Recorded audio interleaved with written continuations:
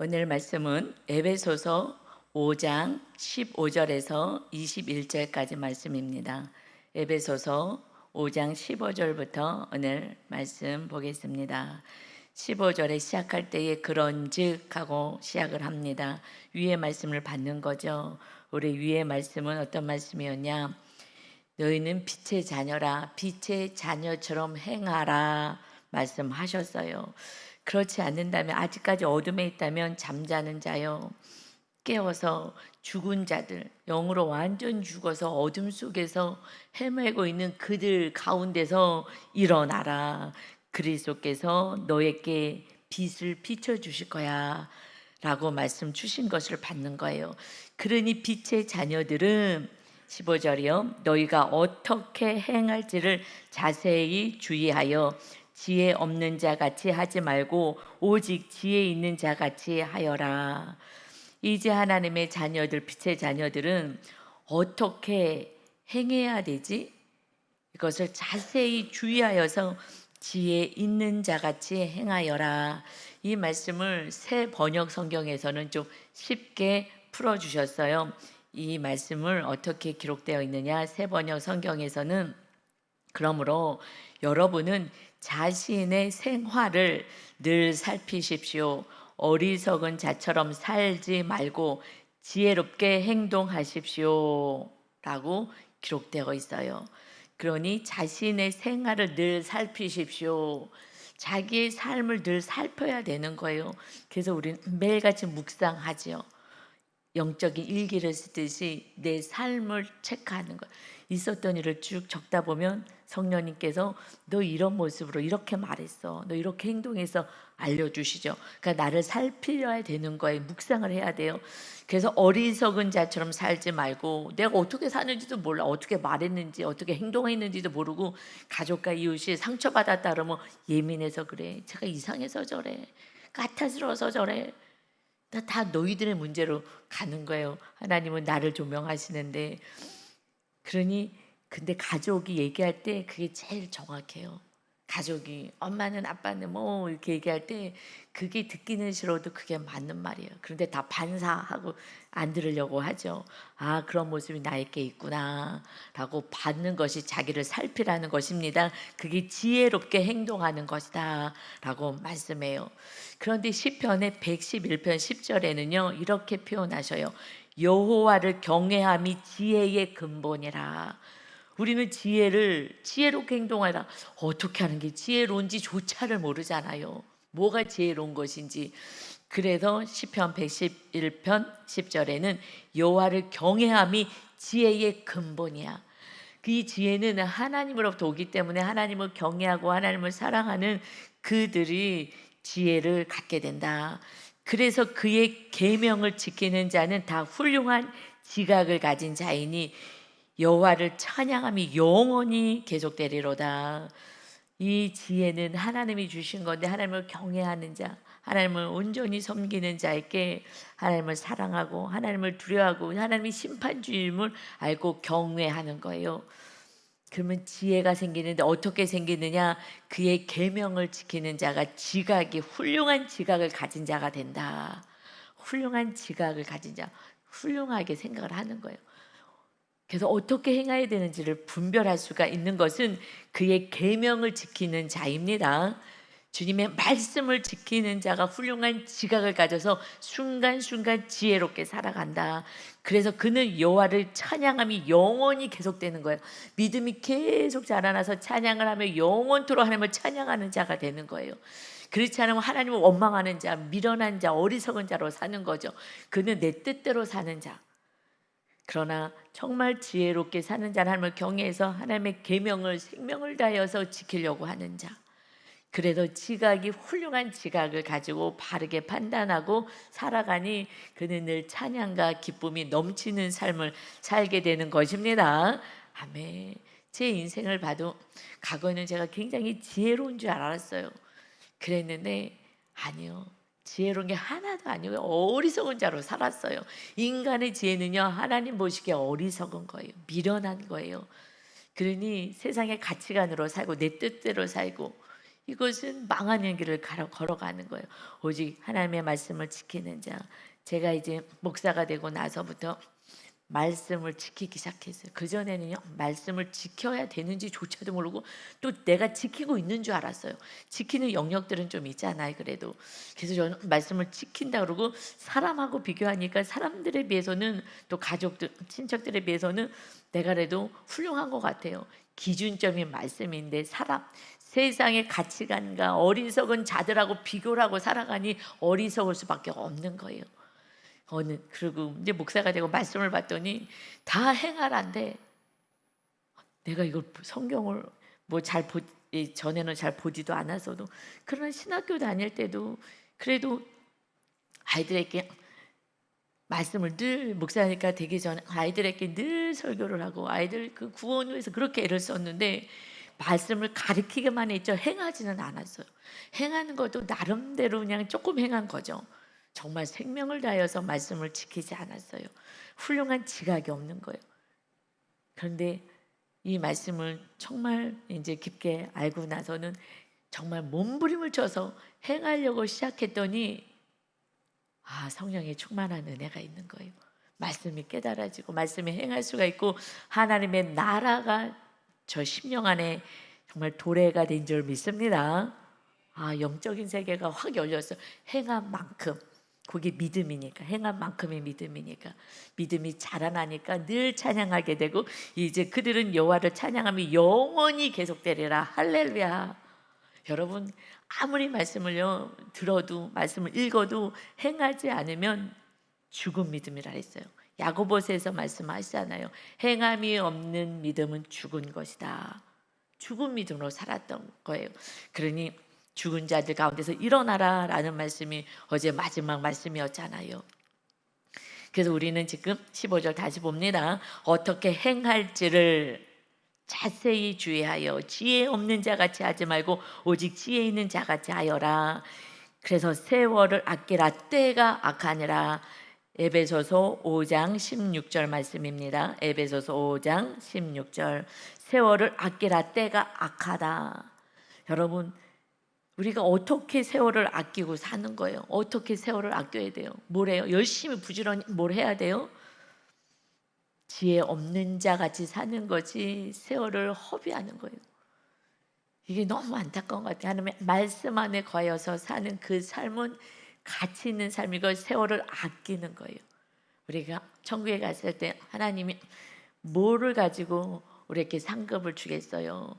이 세상에서 돈 버는데 열심히 하고 성공하는데 열심히 하고 이런 것을 가지고 체크하겠어요? 하나도 그런 건 기록도 안 돼요. 하나님을 찬양하고 이웃을 섬기고 하나님의 말씀대로 산 그 행함이 다 하늘나라의 선한 그 삶이 기록되는 줄 믿습니다. 이것이 세월을 아끼는 거예요. 세월을 어떻게 아껴요? 하나님의 뜻 안에서 말씀대로 사는 것이 세월을 아끼는 거고, 어리석은 자, 미련한 자는요 그냥 세상에 파묻혀 사는 게 세월을 허비하는 거예요. 그냥 마지막 순간에 우리 성도님 장인어른을 좀 구원해야 되겠다고 암 걸려서 이제 의사가 오늘 내일 합니다. 그래서 가달라고. 그래서 저기 우리 건축위원장님 그 장인 어른이셔가지고 저기 전주까지 데려갔어요. 그래서 병원에 가서 이제 복음을 전하고, 그리고 용서하고 사랑하고 살아야 된다고. 아내가 옆에 있는데 이제 아내를 사랑하고 살아야 돼요. 그동안에 사랑하지 못한 거, 상처 준 거 있으면 미안하다고 꼭 하시고, 그리고 다 회개하고 그래야지 하나님의 나라로 들어갑니다 라고 얘기했더니 그때 말씀하셔요.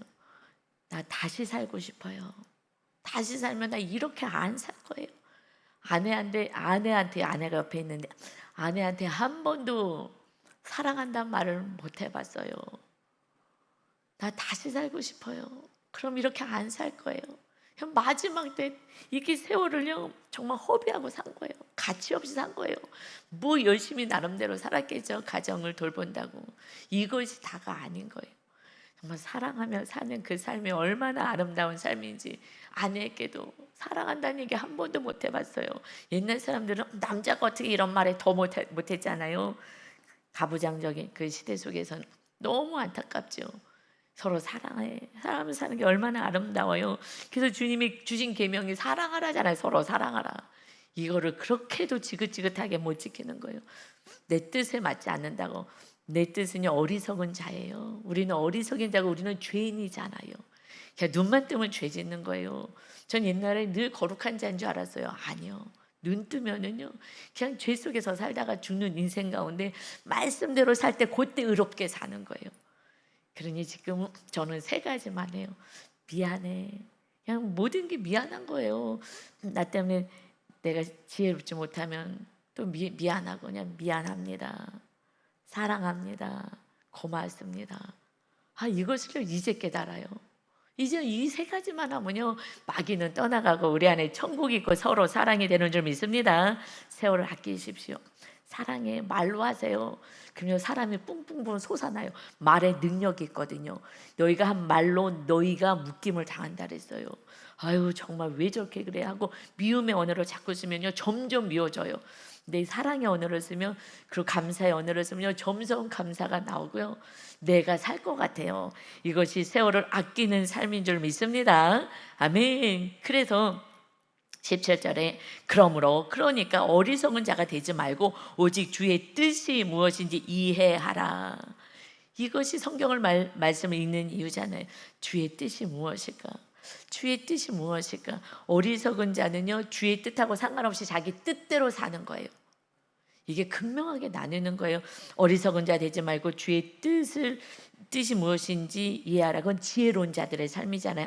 지혜로운 자는 하나님의 말씀대로 사는 것이고, 그러니 주님 뜻 따라 살아가요. 그러나 어리석은 자는 내 뜻대로 내 뜻이 오라 하고요 용서도 안 해주고. 저하고 성향이 비슷한 분이 계셨어요. 근데 내향들은 우리가 벌을 줄 때 침묵을 하고 벌 주거든요. 빨리 풀어주지 않고. 이제 저도 과거에 보니까 벌 줘. 남편한테 마음이 상했어.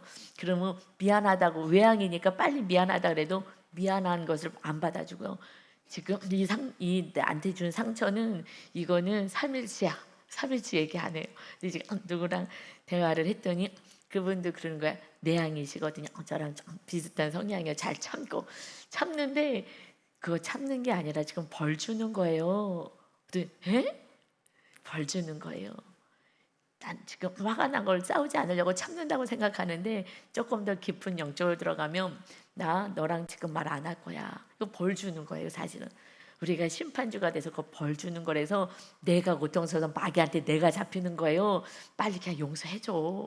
용서해버리면 그러면 마귀 떠나고 천국이에요. 내가 지금 잡혀 있는 거야. 내가 심판주의 자리에 올라가서 교만의 자리에 올라갔기 때문에 내가 지금 벌 받아서 마음 지금 힘들죠.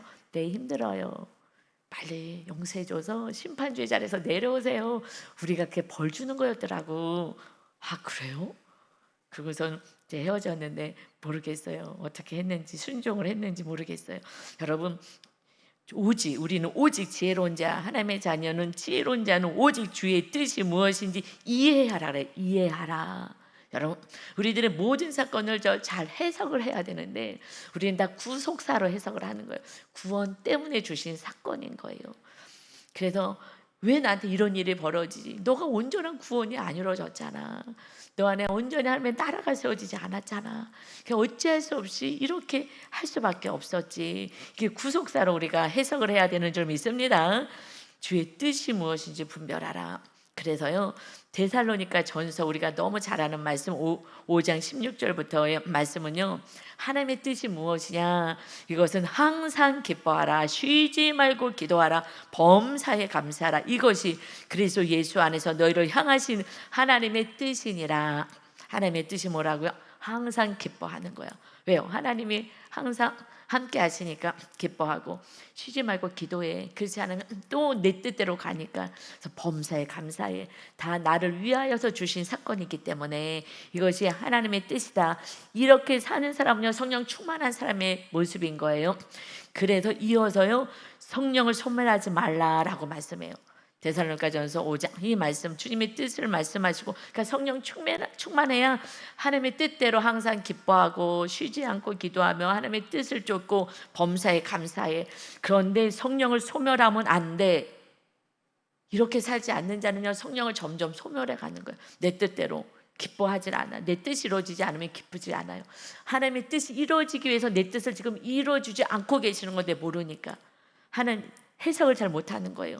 그거 쉬지 말고 기도하라는데 어떻게 내 뜻에 파묻히지 말고 성령의 충만한 은혜 가운데 거하라는 거예요. 성령 소멸하지 말아라. 성령 충만할 때는 하나님의 뜻을 따라 살고요, 하나님의 마음을 헤아릴 수가 있어요. 그런데 이 말씀을 하고는 바로 이어서요 18절에요 무슨 말씀이에요? 술 취하지 말래요. 이는 방탕한 거야. 어리석은 자들이 술에 취해서 술을 의지하고 사는 거예요. 술을 의지하고. 이거는 방탕한 것이다. 그냥 악을 행하고 사는 거예요. 여러분, 술 먹으면요 얼마나 이웃을 상처 주는지 알아요? 내향들이요 술 먹잖아요. 그러면 얌전하고 착한 사람, 좋은 사람이었다. 그때는요 하고 싶은 말 다 해요. 안 할 말, 할 말만 가리지 않고 막 해버리는 거예요. 그러니까 안에 있는 게 다 나와서 다 토해버리는 거죠. 이성이 이제 풀어지니까, 이성이 마비가 되니까요, 그냥 동물적인 감각으로 그냥 막 하는 거예요. 그래서 우리 충청남도 도지사도 그렇고 그냥 다 술 먹어가지고서는 다 실수해가지고 그 자리에서 잘 쫓겨나고 음란을 행하고 막 다 그런 거예요. 이성적인 사람들이요 술 먹어서 짐승이 되는 거예요. 술을 의지해요. 왜요? 기쁘지가 않거든. 너무 괴롭거든요. 어떤 지금 분이 너무 괴로워요. 아내가 뭐 저거 지긋지긋하다고 저를 술 먹는다고. 근데 지금 그 남편은 지금 너무나 그 지금 삶이 어려워요. 해결해야 될 일이 있으니까. 근데 제가 지금은 놔두라 그랬어요. 놔두지 않으면 자살할 수도 있을 것 같아요. 너무나 지금 큰 해결해야 될 문제가 생겼기 때문에 지금은 그냥 놔둬요. 집사님이 바로 그냥 기도해 주셔요. 그 위로해 주시고, 뭐라고 자꾸 잔소리하지 말고 지금 힘든데 좌절시키지 말고 놔두세요. 그분한테만 놔두라고 얘기했죠. 그러고 나서 이제 주님께 돌아오는 건데, 근데 지금 더 큰 일이 더 생겼어요. 여러분, 더 큰 일이 생겼더니 남편이 술을 끊었대요. 하나님을 의지하려. 그전엔 아무리 잔소리하고 뭐라 그래도 안 되는데 지금은 놔두라고. 저러다가 그냥 술 먹고 잠이라도 자게 놔두라고 했는데 너무 힘드니까 이제 술을 끊고요. 그 술에 완전히 중독이 돼 있는 술을 끊고, 그리고 이제 교회를 나오시고, 그리고 기도하시는 거예요. 술을 끊었다는 건 하나님을 의지한다는 거예요. 하나님을 붙잡았다는 거예요. 안 되겠다. 지금 완전히 막다른 그런 벼랑 끝에 서 있는 그 사건이 너무나 힘들지만 하나님을 만나게 되는 축복의 사건인 줄 믿습니다. 이분은 거기까지 가야지 하나님을 붙잡는 거예요. 그러니 어찌할 수가 없어요. 구원받지 않으면 어떡하겠어요. 그러니 하나님이 사랑하시니 막다른 골목까지, 그 벼랑 끝까지 가니 끊어라 잔소리를 했는데 결국 끊는 거예요. 스스로 목사님 술을 끊었어요 라고 얘기를 하더라고요. 그거는 우리는 술을 의지하는 거예요. 힘드니까 그걸 의지하고, 기쁜 일도 없으니까 술 먹고 그냥 술에 의지해서 강제로 기쁘게 만들고, 몸 다 버려가면서 이성을 마비시켜가면서 그냥 짐승 같은 그런 어떤 그런 모습으로 살게 하죠. 이거 방탕한 거야. 술 먹지 마 하고 술하고 반대되는 게 뭐야? 성령으로 충만함을 받아라. 우리는 성령의 충만함을 받을 때요, 이렇게 술 먹을 딸딸딸하고 기분 좋고 해갖고서는 막 호주머니에 있는 돈도 막 다 주고 계획성도 없이 이렇게 하는 삶이 아니라 정말 절제하면서 이렇게 살아가는 성령으로 거룩한 영으로 충만하게 되는 그러한 삶을 우리는 살아야 합니다. 어리석은 자, 미련한 자는요 방탕하는, 술 취하는 거예요. 하나님을 의지할 수가 없어요. 그러니 하나님이 그래도 사랑하셔서 정말 그 사건을 통해서 하나님이 다뤄가시는 것 같아요. 근데 우리는 이제 너무 안타까우니까 이 정말 그 고난의 끝까지 가지 않게 하려고 우리가 자꾸 복음을 전한 거죠. 복음, 주님을 전하고. 그런데 안 되잖아요. 우리 안에 주님의 빛이 비춰져야 그 마귀가 떠나가는 줄 믿습니다. 빛이 비춰져야 어둠이 떠나가잖아요. 지금 우리 형광등 엄청 많은데 천장에 꺼놔 보세요. 성경요 읽을 수도 없어요. 누가 얼굴 잘 보이지도 않아요. 그래서 뭐가 뭔지도 모르고요. 장님으로 살아가는 거예요. 지혜 없는 자, 어리석은 자로 사는 거예요. 근데 주님의 빛이, 주님이 빛으로 오셨다 말씀하실 표현해 주시잖아요. 그 빛이 우리의 어둠을 다 몰아내고 우리 안에 계시니 우리가 갈 때 너희가 빛의 자녀가 빛이다라고 말씀하셔요. 너희의 착한 행실을 통하여서 그래서 그들의 구원을 받게 될 것이다. 이제 우리 안에 주님의 빛이 주님이 거하셔야지 되는 거예요. 그때에 어둠 속에 있는 어둠이 물러가게 되는 줄 믿습니다. 성령 충만을 받아라. 여러분, 우리는 성령으로 침례받고 세례받을 때 죄 사함을 받아요. 뭐 물 조금 묻혔다고 물속에 들어갔다 나왔다고 내 죄가 없어져서 이게 영적인 은혜인 거예요. 이게 주님의 놀라우신 은혜인 거예요. 정말 은혜 아니면 살아갈 수가 없고가 그 침례는 그래도 물에라도 한번 들어갔다 나오잖아요. 몸이라도 적시잖아요. 예수님 했던 것처럼. 그런데 세례는요, 그냥 물 묻혀주고 끝나고 다 죄가 사함받았대. 이 믿어지겠냐고요. 그게 은혜인 거예요. 그걸 모르는 거예요. 근데 정말 정성을 다해서 침례를 세례를 받아야 되는데 형식적으로 받았죠. 그때 한 번의 인치심이 있어요. 죄 사함을 허락하시고 성령님의 임재가 있어요. 이것이 에베소서 1장에 말씀하신 인치심이에요. 그건 단회적인 거예요. 그 다음에는 성령님이 우리 안에 죄를 용서하시고 이 침례와 이 세례가 어마어마한 은혜인데 잘 몰라요. 우리들의 죄를 싹 씻어주신 거예요. 그런데 우리가 계속 죄를 지니까 예수님이 이제 발만 씻으라 그러잖아요. 발만 씻어. 모든 죄 목욕은요 침례와 세례 받을 때 한 거예요, 영적으로. 근데 계속 죄를 지니까 이제 날마다 나는 너를 용서할 거야, 너를 씻어줄 거야, 너도 이제 서로 용서하고 씻어줘야 돼 말씀하셨죠. 그래서 그럴 때마다 성령이, 우리가 회개할 때마다 성령님 임하시고, 또 이거는 소극적인 성령 충만이고요. 적극적인 성령 충만은 말씀대로 살 때 성령 하나님이 너희 안에 거처를 두겠다. 요한복음 14장 23절 말씀이에요. 거처를 너희 안에 둘 거야. 성령님이요 제 안에, 제가 해서 말씀대로 살았더니 제 안에 임하신 거예요. 성령님이 충만히 계속해서 충만을 받으라는 거예요. 그러니까 단회적인 게 아니라, 인치심이 단회적인 게 아니라 성령의 충만을 계속 받아야 되는 거예요. 그렇지 않으면 성령이 소멸하지 말라고 데살로니가 전서에서 말씀하셨잖아요. 소멸된다는 거예요. 이것을요, 이 중요한 말씀인 거예요.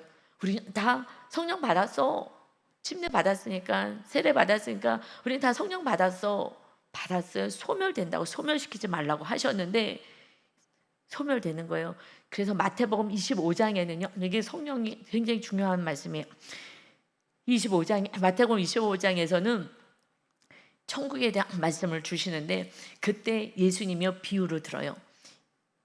10 처녀가 있어. 그 비유를 내가 하겠다 하시면서 어떤 말씀을 하냐, 5명은 슬기로운데 5명은 미련해.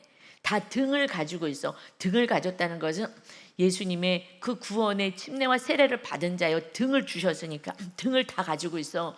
그런데 5명은 미련한 자야. 기름을 준비하지 않아서, 말씀대로 안 산 거죠. 기름을 준비하지 않아서 5명은요 기름을 준비했어요.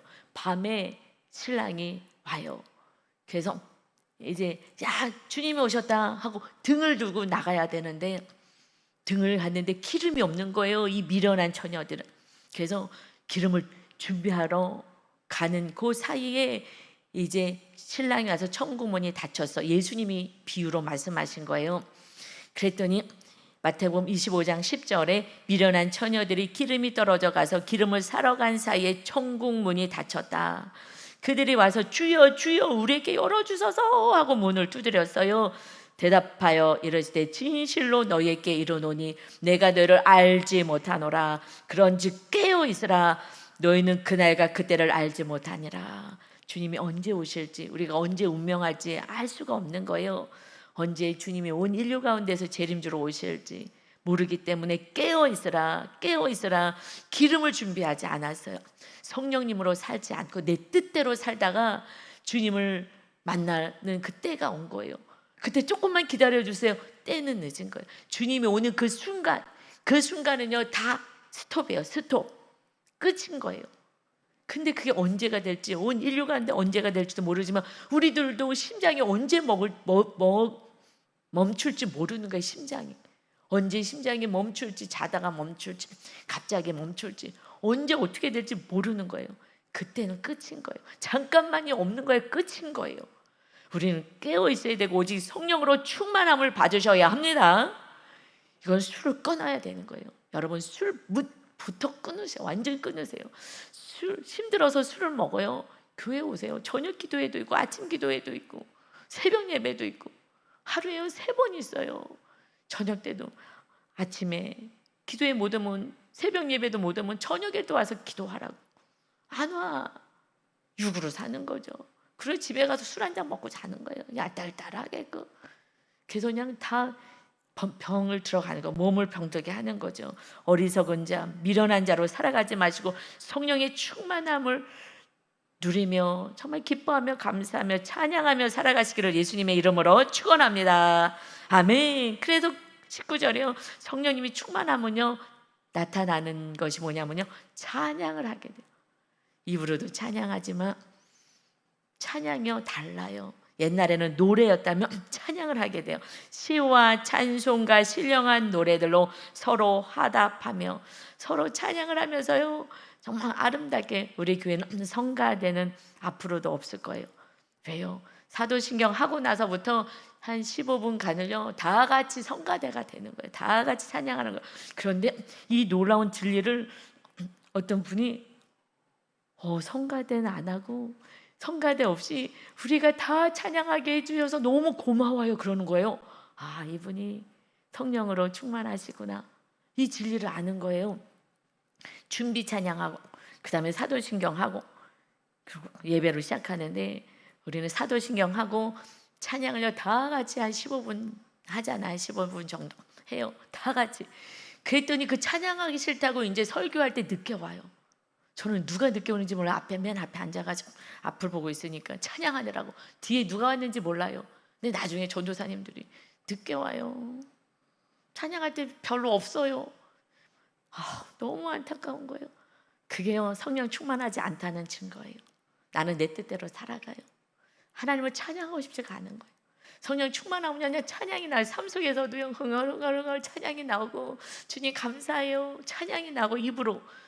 그리고 예배 때요 달라요. 찬양이요 우리가 하나님 보좌로 찬양이 올라가는 걸 내 영이 알아요. 이것이 시와 찬송과 신령한 노래들로 서로 화답하며 서로 찬양을 하나님께 드리며 너희의 마음으로 주께 노래하며 찬양하며. 성령 충만해야지 마음으로 찬양하는 거예요. 주님께 하는 거예요. 주께 주님의 행하신 놀라운 일들을 찬양하는 거예요. 은혜를 찬양하고 사랑을 찬양하고 행하신 놀라운 구원을 찬양하는 거예요. 언제요? 성령 충만할 때 그때 마음으로 돼요. 마음으로 할 때는 손이 막 올라가. 왜냐? 제 마음을 드리는 거거든요. 그래서 찬양할 때 아직 손이 안 올라간다. 아직 성령 충만하지 않은 거예요. 정확히. 왜요? 우리는 무의식이 우리를 움직이거든요. 무의식이. 근데 나는 주님을 사랑하는 것 같아. 근데 손이 안 올라가. 옛날에는 좀 사랑했지만 요즘은 안 사랑하는 거야. 조금 안 사랑이 아니라 사랑이 조금 식은 거예요. 지금 무슨 염려가 있든 뭐가 있든 좀 사랑이 식어서 손이 안 올라가. 주님이요 성령 충만하면 너의 마음으로 주께 노래한다. 정말 주님을 사랑을 주님 십자가를 생각하면서 감사하면서 묵상하면서 찬양해 보세요. 그냥 제 마음을 들여서 이렇게 손이 올라가며 하나님을 정말 마음으로 온 힘을 다하여 찬양하는 거예요. 그렇게 찬양을 한 15분 하고 설교 말씀을 듣잖아요. 마음 문이 활짝 열렸잖아요. 주님의 은혜가 막 쏟아지기 시작하는 거예요. 말씀이 들리기 시작하고 말씀이 심겨지기 시작하고 회개가 나오고 죄의 사함이 있으니까 기쁨으로 말씀을 심고 그러고 가는 거예요. 그러니 이 예배가요 너무나 황홀한 예배가 되는 거예요. 멋진 예배가 되는 거예요. 그런데 그렇지 않고 내 뜻대로 살면 그냥 인상 쓰고 힘들다가 교회 와서 앉았어. 찬양도 안 나와요. 여러분 찬양도 안 나와요. 그냥 인생이 힘들고 지쳤으니까 찬양도 안 나와요. 그러고 있다가 입 다물고 있다가 어떤 분은요 계속 눈 감고 있다가요 제가 설교하러 나왔는데도 그때까지 자고 있어. 너무 여러분 정말 세상 속에 파묻혀 살아가니까 늘 고통 속에 있으니까 마귀한테 장악당했기 때문에 교회는 그래도 왔는데요 찬양도 안 하고 눈 감고 찬양도 안 하고 있다가 입이 안 떨어진 거 하나님이 찬양을 마귀가 못하게 해요. 찬양을 하면요 뻥긋뻥긋 입으로 하게 하고 그냥 쬐까맣게 입으로 그냥 뻥긋뻥긋 노래하고 마음으로 전혀 드리지 않고 그리고 눈 감고 있다가 또 어느 분은 너무 힘들었는지 그냥 눈 감고 있어요. 그런데 제가 나서 할렐루야 하고 막 축복하고 본문 읽었는데도 자고 있어요. 여러분 직분하고 상관없어요. 직분이 있다고 믿음 좋지 않아요. 그런데 하나님이 어느 날 큰 사건을 주셔서 다시 회복하시고 아기 같은 믿음으로 지금 세워지고 있는 줄 믿습니다. 오직 구원이 안 될까봐 하나님이 안 주셔도 될 그 사건을 우리가 당하는 거예요. 여러분 또는 다윗처럼 더 깊은 영성으로 말씀에 순종하는 자로 세우기 위해서 다윗도 마찬가지고 하나님의 말씀대로 살 수 있게끔 훈련시키기 위해서 여러 가지 사건들을 하나님이 보내시는 것으로 주의 뜻이 무엇인지 잘 이해하셔야 합니다. 아멘. 그래서 리더들이요 해석을 해주는 거예요. 그 삶에 다 구속사예요. 구속사로 해석하면 돼요. 그러니 이렇게 찬양 드리면 예배가요 춤을 추고요 내 영혼이 막 기뻐 춤추는 거예요. 그래서 사실은요 일어나서 다윗처럼 그 법궤를 모셔올 때 너무 법궤가 그 말씀이잖아요. 십계명 들어가 있는 말씀대로 살겠습니다. 내가 왕이지만 나는 내 뜻대로 나를 다스리지 않을 거예요. 하나님이 진짜 왕이십니다. 그래서 법궤를 먼저 딱 모셔요. 왕이 되자마자 법궤를 사울랑 40년 동안 사울이 금방 죽은 것 같지만 40년 동안 있었어요. 하나님은 계속해서 회개할 기회를 줬어요. 내가 너를 버렸다라고 해도요 그냥 끔찍도 안 하고 그리고 자기 뜻대로 다윗 죽이다가 미워하다가 죽는 거예요. 미워하다가 죽은 거예요. 우리는 사랑하다가 천국 가는 거고요. 그래서 다윗이 왕이 되었을 때는요 법궤 저기 멀리 빼앗겼다가 간신히 찾은 그 법궤를요 모셔오잖아요. 말씀대로 살 거예요. 그래서 하나님이 기쁜 거예요. 법궤를 모셨는데 그 얼마나 말씀대로 살고 그 법궤 하나님의 임재를 누리는 그 법궤를 모셔오는 게 기뻐갖고 막 춤을 추는데 왕이 춤을 추는데 너무나 격렬하게 춤을 춰가지고요 바지춤이 줄줄 내려갔어요. 그 사울의 딸 미갈이요 조롱하는 거예요. 채신머리 없이 왕이 돼가고 백성 앞에서 그게 무슨 꼴이냐고. 그랬더니 내가 수치를 당하고 어떻게 되든 나는 이것을 멈추지 않으리라. 주님 말씀대로 살고 주님이 이제 우리를 통치하실 거 이것이 기뻐가지고 내 뜻이 아니라 하나님이 우리의 왕이 되실 거고 나는 말씀대로 통치할 것입니다. 춤추면서 우리 성도님들이 조금 어느 정도 좀 성숙되면 왜냐하면 찬양 끝나고 오니까 지금 그런 분이 많으니까 조금 더 이제 말씀으로 성령으로 충만해지면 다 같이 일어나서 정말 기뻐 춤추면서 찬양하면서 막 하나님이 막 기뻐하게 해드리고 싶어요. 앉아서 그냥 손정도 하나 드는데 어떨 땐 일어나서 막 춤을 추고 싶은 거예요. 제가 앞에서 맨 앞에 앉아갖고 예배 전에 예배 드리면서 찬양할 때 그런데 너무 그런 것 같아갖고 지금 일어나서 혼자 춤을 못 추고 있지만은 정말 막 춤을 추고 싶어요. 어느 날은요 제 심장이요 밖으로 나오는 것 같아요. 이 하나님이 막 너무 기쁘셔갖고 제가 알아요. 하나님이 기뻐하시는 것은 제가 너무나 정말 온 힘을 다해서 주님이 너무 감사해서 찬양을 할 때는 심장이 밖으로 나오는 것 같이 막 쿵쾅쿵쾅하면서 막 그럴 때요 막 하늘이 열리고 주님의 은혜가 쏟아지는데 막 하염없이 눈물이 나오면서 하나님이 이렇게 기뻐하시는구나. 우리들의 찬양을 하나님을 감사해요. 주님 사랑해요. 이 구원의 이 은혜를 찬양하는 것을 이렇게 기뻐하시는구나. 여러분 우리가 정말 이렇게까지 찬양하는 정말 영적인 교회로 세워지기를 소망합니다. 아멘. 하나님을 영원하게 하는 게 어려운 게 아니라고요. 정말 주님을 인정해 드리는 거예요. 이렇게 찬양하면 하나님이 너무너무 기뻐하셔요. 그런 삶의 20절에요. 범사에 우리 주 예수 그리스도의 이름으로 주님 때문에 구원받았으니 이제 항상 우리 하나님 아버지께 감사하며 성령 충만하면요 찬양하고 감사하는 것밖에 없어요. 그러니 범사에 힘든 일도요 나를 위해서 주시는 사건이니까 감사하고요. 그리고 그냥 항상 감사할 수밖에 없어요. 그래서 그리스도를 경외함으로 피차 복종하라. 이제 주님을 정말 사랑하고 경외한다면 피차 너희가 서로 복종해, 서로 순종해. 내 뜻 이루려고 내가 통치하지 말고 그냥 그들이 원하는 거 해줘. 뭐라고 그렇게 못 해주냐. 그냥 좀 설거지 해달라 그러면 설거지 해주고 뭐 또 뭐 좀 방 좀 깨끗이 치우고 좀 살으라고 남편들이 집에 와서 깨끗하지 않으면요 짜증나. 집에 있는데 그 얘기를 하더라고요. 아니 갔다 왔으면 집안 좀 치우고 있지 저렇게 지저분하게 놔두냐고. 그 화가 확 올라온대요. 아주 집은 좀 깨끗이 그거 뭐가 힘들어요. 오기 전에 10분만 탁탁탁 치우면 돼요. 10분만 치우면 돼요. 10분만 좀 치워주고. 그래서 저는요 나올 때 깔끔하게 나와요. 깔끔하게 딱 제자 유목사님 먼저 나가시죠. 여기저기 둔 거 있으면 제자리에 딱 두고 그리고 깔끔하게 호텔같이 깔끔하게 그렇게 하고 나와요. 그러면 딱 들어오면 기분이 아주 좋거든요. 유목사님 들으면서 아 좋다. 내가 본인이 나가셨는데 제가 뒷정리하고 나가잖아요. 근데 그거는 1분 2분이면 돼요. 이제 다 자리를 잡아놨으니 딱딱 정리하고 싹 깨끗이 하고 그리고 저녁 때 오면은 너무 상쾌하고 너무 기분이 좋아요. 여러분 작은 거예요. 우리가 피차 순종하는 게 뭐 어마어마하게 뭐 돈 갖다 바치라는 게 아니잖아요. 아무것도 아니에요. 그냥 사랑한다고 표현해주고 고맙다고 표현해주고 미안하다고 표현해주고 그리고 조금 상대방이 원하는 거 그거 좀 맛있는 반찬 오늘 하나 해놓으라면 그거 하나 해놓고 그거가 못하는 거예요. 사랑이 안 되는 게 큰 것이 아니라 작은 것부터 시작하면 되는 줄 믿습니다. 주님께 순종하는 것이다. 말씀에 우리가 서로 지체이기 때문에 이웃에게 사람에게 하는 것이 주님께 하는 거예요. 그러니까 하나님이 기뻐하셔요. 우리가 서로 사랑하고 살아가는 걸 하나님이 최고로 기뻐하십니다. 천국을 누리며 오늘도 주님의 말씀에 온유하고 겸손한 삶으로 계속 배워가시면서 장성한 분량에 이르는 믿음으로 성장되시기를 예수님의 이름으로 축원합니다.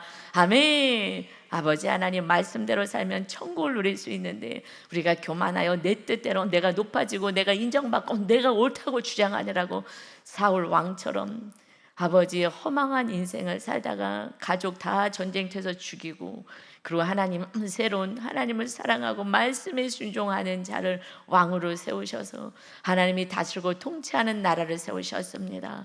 우리 안에 내가 주인의 자리에서 내려오기만 하면 주의 성령님이 우리를 다스리는 정말 천국의 기쁨인 공동체와 그 아름다운 삶을 살게 되는 것을 다시 깨달았사오니 교만의 자리에서 내려서 순종의 자리에서 이웃을 사랑하고 섬기며 주님을 찬양하는 거룩한 인생이 되게 하여 주옵소서. 우리가 하루를 살아도 감사하여 이틀을 살아도 찬양의 삶은 하나님을 영화롭게 함으로 더욱더 큰 감사와 큰 찬양을 나올 수 있는 하나님 그 은혜를 우리에게 주십니다. 넘치는 은혜와 사랑 가운데 거하는 우리 성도 모두가 되게 하여 주옵소서. 예수님의 이름으로 기도 올리옵나이다. 아멘.